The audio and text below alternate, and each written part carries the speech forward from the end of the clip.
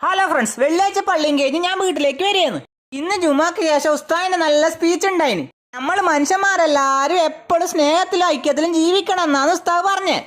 ഞാൻ വീട്ടിൽ വന്ന് ചോറും തിന്നും ഡ്രസ്സും മാറ്റി റോട്ടുമലേ നടന്ന് സ്കൂളിന്റെ മേലെ വൃത്തിയാക്കാൻ വേണ്ടി റീനു വാട്ടൻ എന്നെ വിളിച്ചിന്. ഞാൻ അടുത്തേക്ക് പോയെന്ന്. അന്നേരം ഉണ്ട് രണ്ട് പിള്ളേർ റോഡിന്റെ രണ്ട് സൈഡിലോട്ടി സൈക്കിൾ ഓടിച്ച് പോന്ന്. ഒരാൾ സൈക്കിൾ എടുത്ത് റോഡിന്റെ നടുക്കൂട്ടിയും കയറിപ്പോയി. അങ്ങനെ ഞാൻ നമ്മളെ നാട്ടിലെ സ്കൂളിന്റെ അടുക്ക് എത്തി.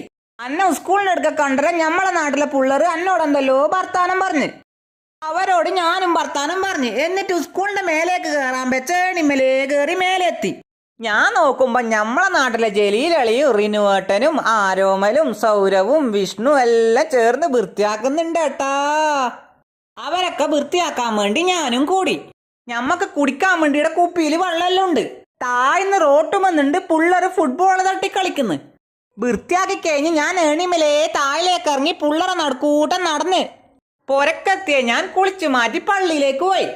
നിസ്കാരം കഴിഞ്ഞിട്ട് വരുമ്പോണ്ട് എന്നെ കാണാൻ വേണ്ടി കുറച്ച് സബ്സ്ക്രൈബേഴ്സ് വന്നിട്ട് അവരോടെല്ലാം വർത്താനം പറഞ്ഞ് ഞാൻ പരിചയപ്പെട്ട്.